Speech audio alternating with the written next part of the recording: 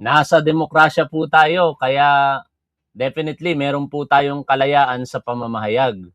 Pero ang problema, may mga Pilipino, partikular ito pong DDS na magiging topic po natin ngayon, mukhang ang paniniwala po sa free speech ay absolute. Ano? Ito, lagi ko po itong sinasabi sa mga naging estudyante ko before, at dito sinasabi ko na rin sa ating programa, na ang karapatan po natin natatapos kapag ka sumasaklaw na po tayo sa karapatan ng iba. Para hindi tayo makalabag sa karapatan ng iba o sa batas, simple lang naman yung dapat maging pamantayan natin. Hindi natin dapat alam ang batas kung tutuusin. Maganda kung alam natin yung batas. I should say, dapat alam natin ang batas. No? Nagkamali ako doon sa una kong pahayag. Pero kung hindi po natin kayang alamin ang batas, dahil hindi naman po tayo mga abogado, at hindi naman sa lahat ng pagkakataon, nakakabasa po tayo ng mga bagong batas o yung mga previous na mga batas na ipinablish.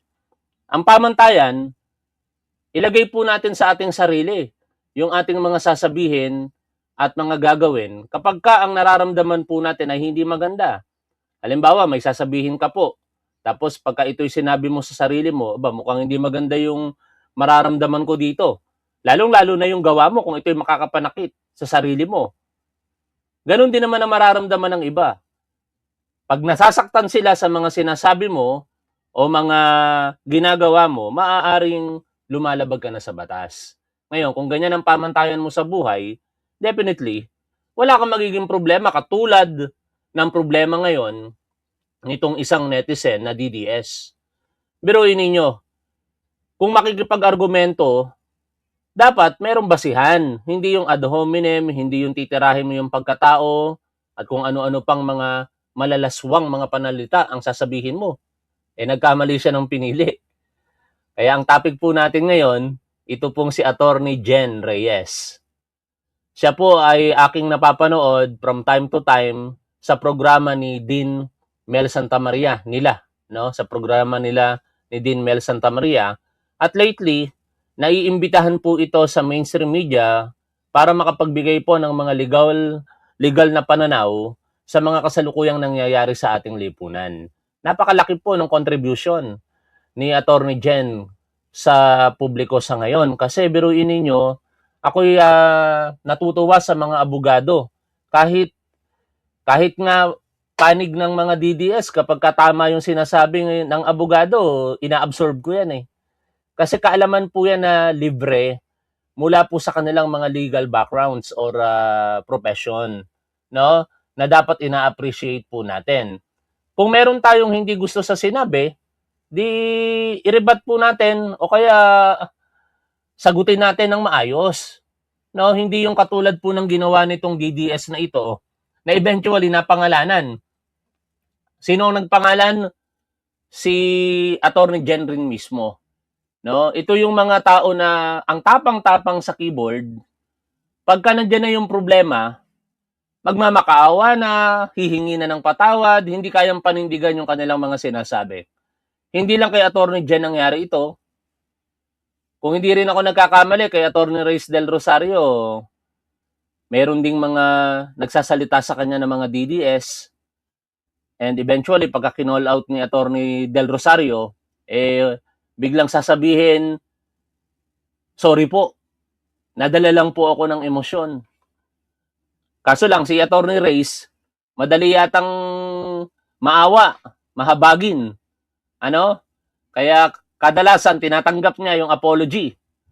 But this time, sana makarating kay Attorney Jen Reyes na maging matatag po siya rito.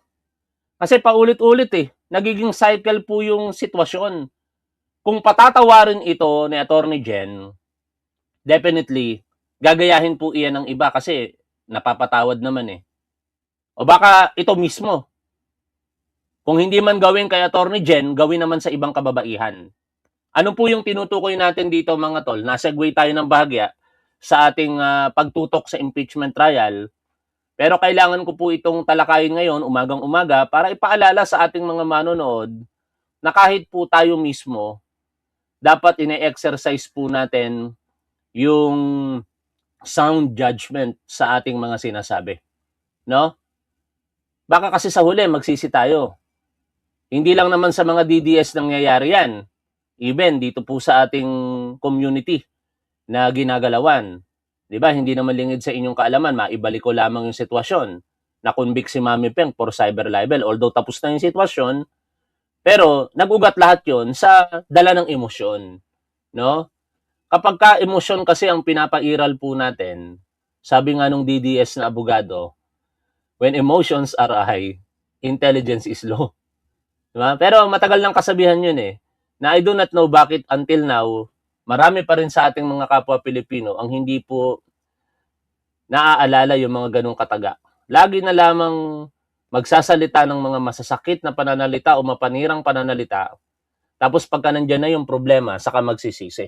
Puntahan po natin ito pong post ni Attorney Jen Reyes. Kinall out niya po dito ang ating gobyerno, partikular ang DILG Region 6, Western Visayas, perhaps taga Iloilo siguro itong subject, ano? Ang Facebook page po ng DILG Iloilo City Field Office, DILG Iloilo Province, Bureau of Fire Protection Region 6 Iloilo Provincial Office, and Bureau of Fire Protection Region 6. Aba, bakit nadamay dito ang BFP? Kawani po ba ito ng Bureau of Fire? Ay, may kalalagyan ito pag nagkataon, mga tol. Kasi ang isang public official, mas mataas na behavior ang ine-expect po sa mga public officials eh. No? Baka mag-amount pa ito sa isang administrative na kaso kung sakasakali. Hindi lamang sa criminal na kaso na inaiisip dito nitong si Attorney Jen. Sabi po ni Attorney Jen, calling the attention of those na binanggit na po natin, I would greatly appreciate if you will immediately investigate the conduct, ito na yung pangalan, of the certain Carl Vincent Q. Gabilangoso. Uulitin po natin ang pangalan na binanggit po dito ni Attorney Jen. Carl Vincent Q. Gabilangoso with an FB name Bloodied but Unbowed. O, doon pa lamang sa pangalan ng Facebook page, mga tol, ay DDS na.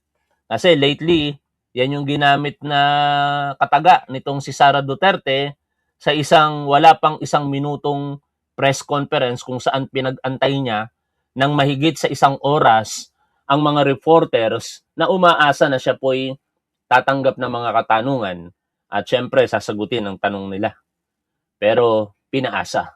No, mahilig magpaasa si Sara Duterte sa mga ganong pagkakataon.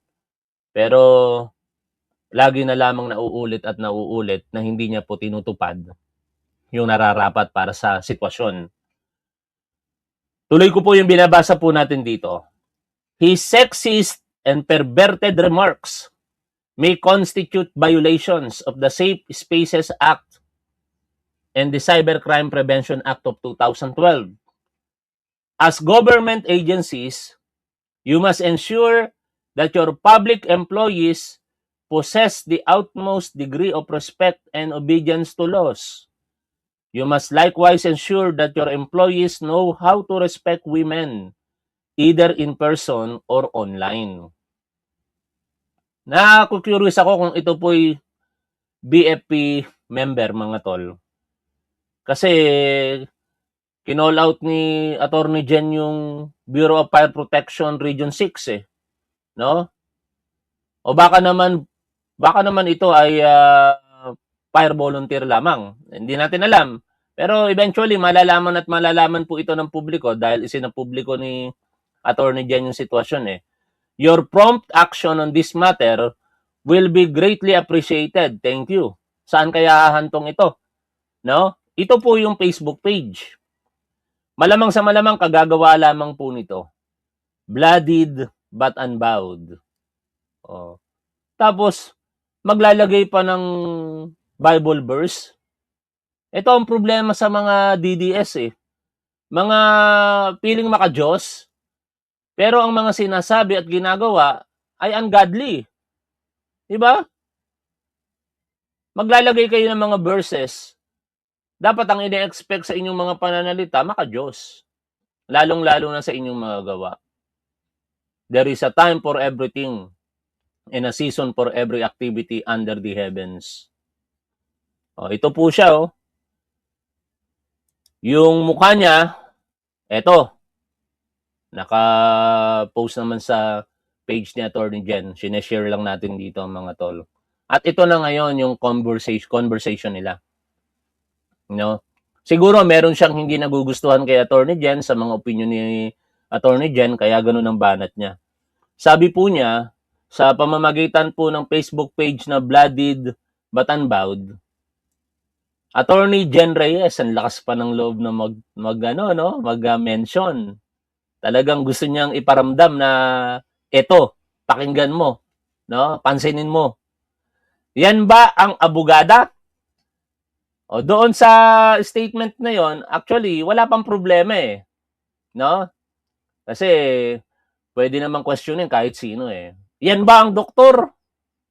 Kung doon mo lang tatapusin yung statement mo, wala kang kakaharaping problema. Yan ba ang abogada? Yan ba si Top 1? Di ba? Sabay tawa.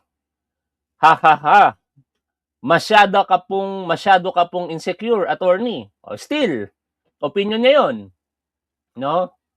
Kung 'yun ang kanyang sinasabi, wala pa rin ako nakikitang problema. Pero dito na po nagsisimula ang problema niya sa mga susunod niyang pahayag. Masyado po kayong mapanglait. Base lamang sa photo, alam mo, kamukha niyo po si Shari Nami, ang Pinay porn star. O baka naman kayo po yun. Sino po yung Shari Nami? Sino nakakakilala dun sa Shari Nami na binabanggit po nitong kolokoy na to? Ulitin ko masyado po kayong mapanglait base lamang sa photo. Alam mo, kamukha nyo po si Shari Nami, ang Pinay porn star, o baka naman kayo po yon. At ito na ang pinakamalupit. Ginamit ang katawan para maging abogado? Nilalagyan pa puno ng question. Pero alam naman po nating malisyoso yan, mga tol. Sabay tawa ulit, no? Nang aasar ba? O nanlalait? O nasa sa inyo na yan kung paano nyo po huhusgahan. Sabay pathetic, no? Meron pong emoticons na nakatawa at parang naduduwal, no? Ito pa ang malupit dito, mga tol. Ilang lalaki na kaya ang nakagamit sa iyo? Wow! Ito po yung pinagsasabihan niya, mga tol, si Attorney Jen. Isang abogada, no? Na I believe respetado ng kanyang mga estudyante kasi professor ito si Attorney Reyes at sa circle na kanyang ginagalawan. Tapos wawalang hiyain ng isang tulad nitong tao na ito na nagtatago sa page na Blooded But Unbowed. Pero pinangalanan siya ni Attorney Jen. Nauulitin ko lamang ang name. Siya ay, sino nga ulit? Carl Vincent Q. Gabelangoso. Pasikatin natin, no? Kahit paano, ang makakapanood ng video na ito, 1,000. Hindi man umabot ng 100,000, pero 1,000 ang makakapanood ng video na ito. At sisikat siya sa kalokohan at kagaguhan ng mga pinagsasasabi niya. Kagaguhan yon, mga tol, no? Kabastusan, kawalan po ng respeto sa kababaihan. Meron kayang kapatid na babae ito? Hindi natin alam, pero isa lang ang tiyak. Meron siyang ina. Yun ang katiyakan doon. 100%. Meron siyang ina, meron siyang lola. Kung meron siyang kapatid na babae, hindi natin alam. Kung meron siyang anak, hindi natin alam. Pero kung nire-respeto nito yung kababaihan sa pamamagitan ng pagrespeto sana sa kanyang ina, sa kanyang lola, baka hindi niya kayang sabihin ito sa kahit kaninong babae. Regardless kahit anong political na paniniwala po natin. Ilang lalaki na kaya ang nakagamit sa iyo, attorney? Base sa makeup nyo, parang ang wild mo naman. Wow! Grabe ito mga tol, grabe. Kaya sana, Attorney Jen, no? Huwag niyo po itong patatawarin kasi mamaya meron tayong pupuntahang conversation mga tol sa post mismo na ito. Hindi po matatakpan ng make lang nakalagay o makeup siguro sinabi niya dito. Hindi po matatakpan ng make ang kapal ng pagmumukha mo. Grabe. Nakuha niya ngayon yung atensyon ni Attorney Jen. Sumagot si Attorney Jen. Eto na. Dahil hiniling mo minention mo, tanga ka talaga Di ka nag-iisip ng tama Kung nagpapatapang kayo para lamang makarami ng followers, kasi nagsisimula pa lang yung Facebook page, malamang cloud chaser ito no, sa maling kaparaanan. Kasi may mga cloud chaser naman na hindi masyadong obvious. No, didikit sa'yo, pagka nakuha na yung kailangan sa'yo, lilipat na naman sa iba. Maraming mga ganon dito sa social media, usong-uso yon, no? Didikitan ka kasi meron kang following kahit paano. Pagka tingin nila, nakuha na nila yung suporta ng page mo o channel mo, hahanap naman ng ibang content creator yan. Nagpapalaki lang ba ng kanyang community? At sa mga ganong pagkakataon, naunawaan ko yon kasi kanya-kanyang kaparaanan yan. Basta huwag kang makakapanakit ng damdamin higit sa lahat ng kapwa mo o ng mismong hinihingan mo ng tulong. No? Understandable yon, walang problema yon. Pero ako, masaya ako, ibuhat ko lang sarili ko kahit paano mga tol, nakita nyo naman na hindi tayo dumidikit kahit kanino. No? It happens lamang na napalapit ako kay Atty. Benhur Abalos, aywan ko kung malapit siya sa akin, pero ako malapit talaga sa puso ko, si Atty. Benhur Abalos at si Senator JB Ejercito. No? Si Pangulong Bongbong Marcos, malapit na malapit sa puso ko, pero definitely, hindi ko alam kung kilala tayo. Malamang sa malamang, hindi tayo kilala ni Pangulong Bongbong Marcos. Pero, ang punto mga tol, yung mga ganung pagkakataon, katulad nito, maibalik ko na rito, kung kayo'y gustong sumikat, gawin nyo ito sa maayos na kaparaanan. Huwag yung at the expense of someone, tapos paninira pa gagawin ninyo. O, yan tuloy. Sabi sa iyo ni Atty. Jen Reyes dito, bloodied but unbowed. Ayan, lumabas din ang tunay mong kulay. Tawa din si Atty. Jen. Very good. Masasabay na kita sa mga makikita ko sa personal soon. Walang iyakan ha. Wag na wag mong burahin ang comment mo na ito kasi na-save ko na naman. Tingnan natin. Yun siguro. Tingnan natin kung matapang siguro galit si Atty. Jen dito. Nung sinasagot niya, nagkakamali siya ng spelling No? Kasi mga abogada, mahilig yan sa proofreading. Naniniwala ako dyan. No? Hindi yan tamad na katulad ni Tapwa na basta magpo-post. Hindi ko na binabasa ulit pag ako nag-post. Ora mismo.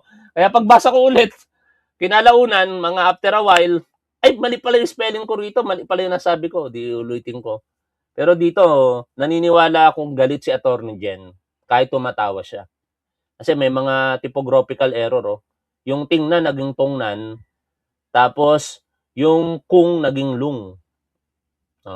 Ikaw ba naman, mga tol, pagsasabihan ka ng ganito, babae ka, sigurado magagalit ka.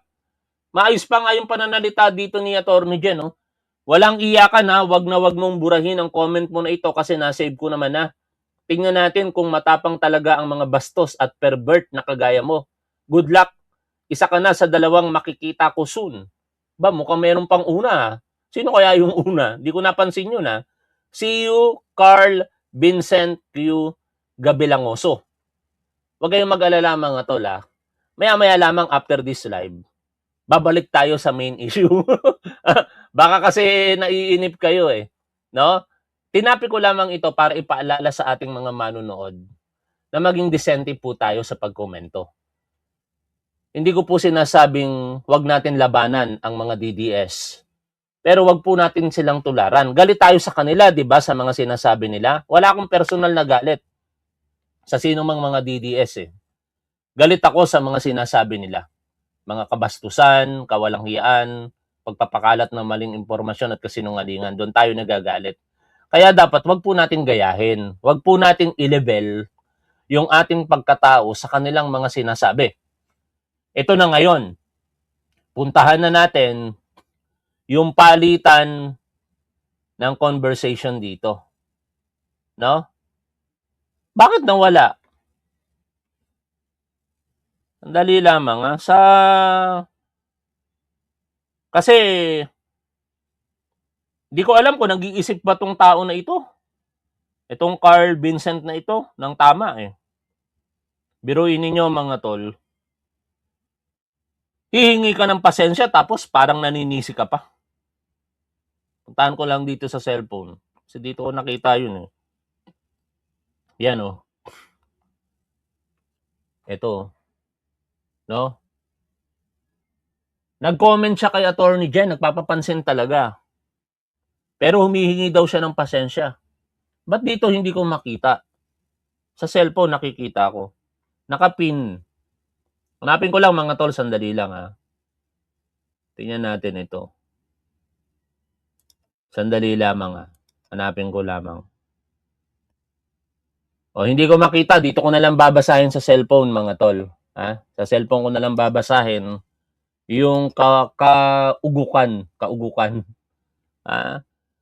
ng kanyang sinasabi. Hindi yung pagkatao, yung kanyang sinasabi. Sabi niya po dito, ito babasahin ko. Hindi kasi makita dito sa Facebook eh. Minention niya si Attorney Jen. Ito maniniwala ba kayo sa ganitong tao? Yung sa sinseridad nito? Kung ganito yung sinasabi? Kaya Attorney Jen, sana makarating po sa inyo itong panawagan ng isa sa mga sumusubaybay po sa inyo na si Top 1. Sinusubaybayan ko po kayo kahit paano, hindi man lagi, pero marami kasing mga abogadong pinapalo si Top 1. Pero sana mapakinggan niyo po ako, wag niyo pong patawarin ito, please. No, tuluyan niyo po ito. Attorney Jen Reyes, humihingi po ako ng pasensya. Alam ko pong na-open kita. Yan, ang ganda nung pasubali eh. Parang sincere ba sa sinasabi? Nadala lang po ako ng bugso ng damdamin ko dahil po, ito na yung malupit dito mga tol. Ulitin ko humihingi po ako ng pasensya, alam ko pong na-open kita, nadala lang po ako ng bugso ng damdamin. Pero ito na ngayon, may paninisi pa kay Atty. Jen. Dahil po ikaw ang nauna. No? Si Atty. Jen parang nauna. Naniniwala ba kayong uunahan ni Atty. Jen yung pagkatao nitong tao na ito sa mga ganong pananalita? Oo, lately, naririnig ko si Atty. Jen na nang-aasar sa mga DDS. Pero wala naman siyang partikular na taong tinutukoy. Di ba? Parang dito sa ating programa, mga tanga kayo, mga DDS. Pag nasaktan kayo, at tinira nyo ako ng personal, ibang usapin yon. Kasi ako, hindi nyo ako madedemanda sa pagtawag na mga tanga kayo, mga Duterte supporters. O, kahit kanino kayong abogado magtanong, kahit sa pinakamagaling na DDS na lawyer kayo magtanong, hindi nyo maidedemanda si Top 1 sa pamamagitan ng pagbanggit na ang tatanga ninyo mga Duterte supporters. Pero pag in-specify mo yung isang tao, doon ka na magkakaroon ng problema at hindi ko gagawin dito yon. Sabi niya pa dito, alam mo pong hindi totoo ang sinabi ko na kamukha mo si Shari Nami. Sinisisi. Si Atty. Jen. Anak ng teteng, humihingi ng paumanhin tapos ganito? Hihingi ka ng pasensya tapos ganito ang sasabihin mo? Alam mo pong hindi totoo ang sinabi ko na kamukha mo si Shari Nami. Sorry po talaga. Pero kung galit po kayo at kakasuhan nyo ako, wala po akong magagawa. Matapang pa Ano po ang dapat kong gawin para malutas na po ang issue? Nagtatanong ka pa tapos sinisisi mo si Atty. Jen. Hindi ko po kine-question ang kaalaman nyo sa batas. Ang akin lang po kasi na mas maganda pong sagutin ninyo ang argumento kesa atakihin ang personalidad ng nagko-komento. Wow! Parang baligtad yata mga tol. No? Kasi hindi niya naman sinagot ang argumento ni Attorney Jen kung meron man silang napag-umpisahan. Dito nagsimula lahat eh. Oh. Uulitin ko lang yung sinabi niya. Yan ba ang abogada? Masyado ka pong insecure, attorney. Masyado po kayong mapanglait base lamang sa photo. Alam mo, kamukha niyo po si Sharinami, ang Pinay pornstar, o baka naman kayo po yon ginamit ang katawan para maging abogado? Pathetic. Ilang lalaki na kaya ang nakagamit sa iyo, attorney? Base sa makeup nyo, parang ang wild mo naman. Hindi po matatakpan ng makeup ang kapal ng pagbumuka mo. Tapos siya pa yung may ganang magsabi ng mga ganitong kataga. Hindi ko po kine-question ang kaalaman nyo sa batas. Eh yung pagsasabi niya pa lamang, eto, ano yung sinabi niya? Ginamit ang katawan para maging abogado. Tangat siguro talaga ito.